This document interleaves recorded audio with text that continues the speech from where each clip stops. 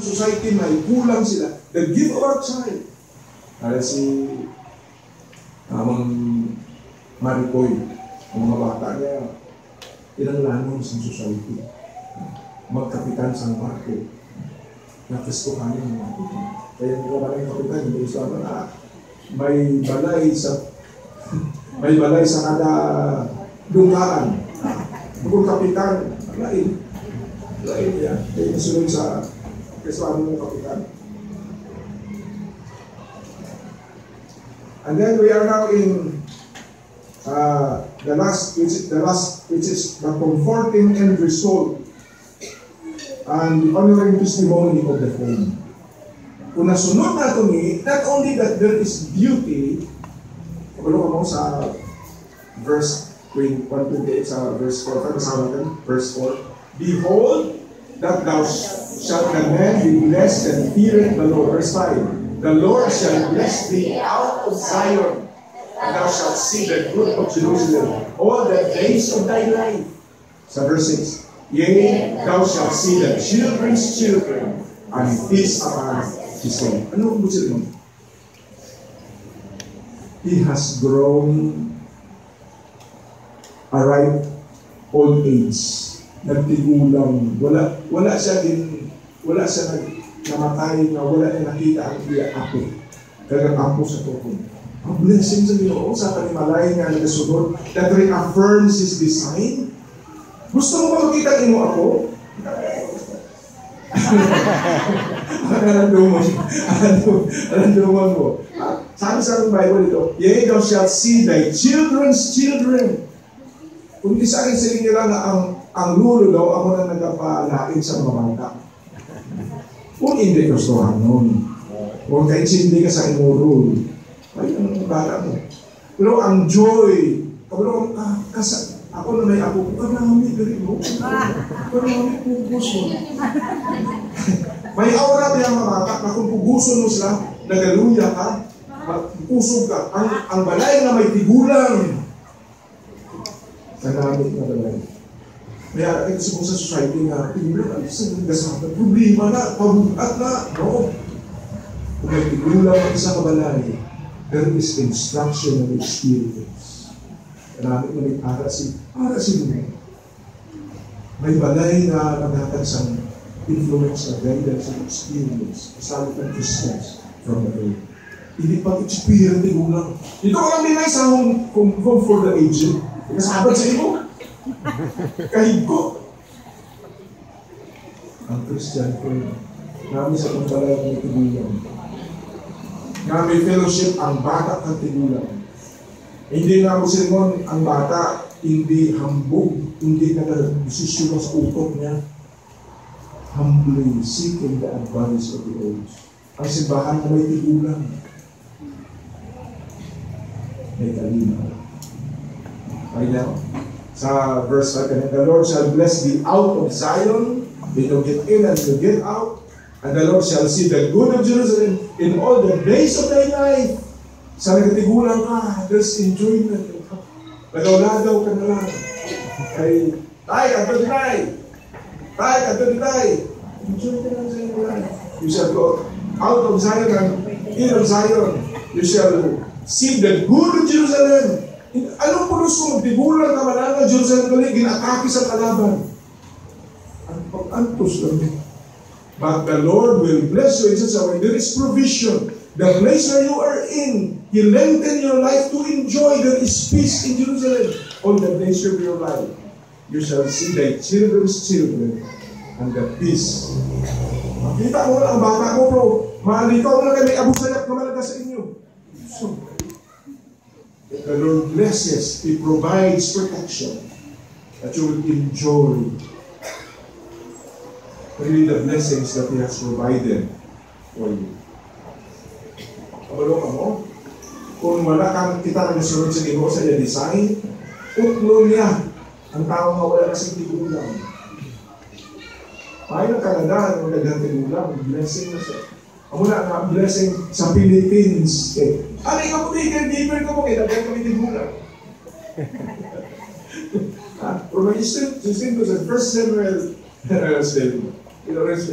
Verse 7, gabi na 2:31, behold, the days comes that I will cut out thine arm and the arm of thy father's house, that there shall not be an old man.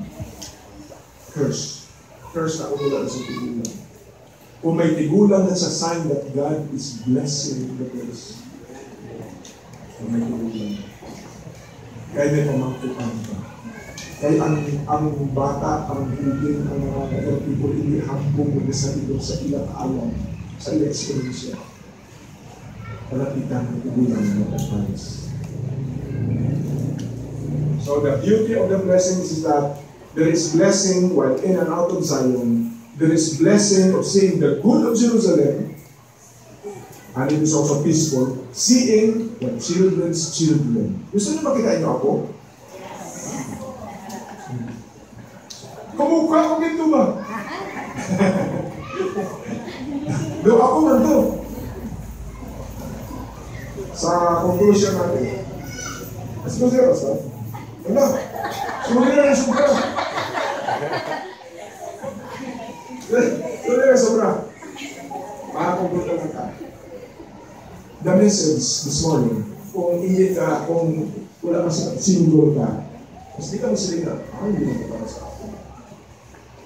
Kung hindi ka kumpleto, kasi hindi na para sa ako. Para ito sa tanong. Kung wala kasi kung panimalay, kuhaan kaya itulog mo sa inyong mga hilang.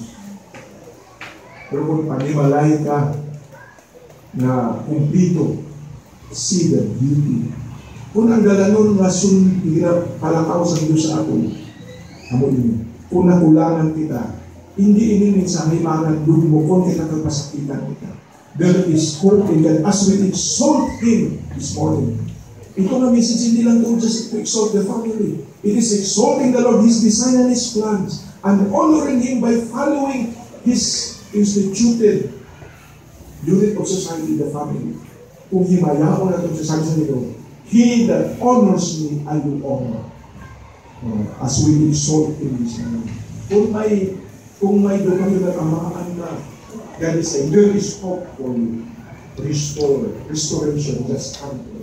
Only that labor, hallelujah. And we will reconstruct the family. Kung sira ang bahay, God will be able to build it as we surrender our family.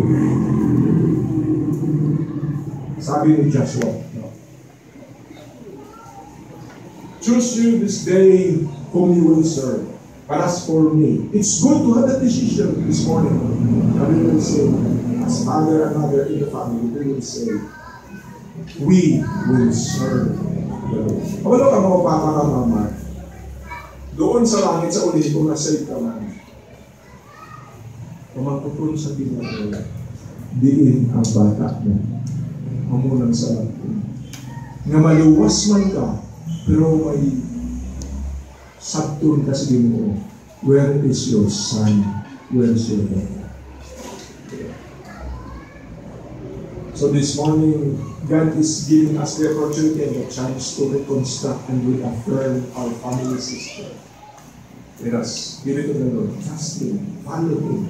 His design. And if there's anything that we have done that's wrong, all we have to do is confess. And it's to follow God. Shall we pray? Heavenly Father, we thank you for your word. Ginoo, salamat na may Biblia kami, agad nga makita namon kung diin kami nakulang. Kaya ang Biblia, wala nag-tago-tago. Di napakita niya ang tuod-tuod na kahimpahan namin. Bisang masakit ni ang amon ng Ginoo, ginawa mo nga magbaton sa amon makasalanan. At itong yan ang amon problema sa inyo, amon panginoon ulo. Buwang po ang iyong tinutuyo, ang iyong design. Ang tuyo mo nga palawigon kami. Kaglipayon kami. Kagaan kami sa mga blessing. But we have to follow your design. Ayan, mayari din sa atong tunga sa sinaanggan. Ang plano sa Diyos sa kapanimalan, magasugod kung ikaw magtugyan sa imong kabuhit sa Kristo Jesus.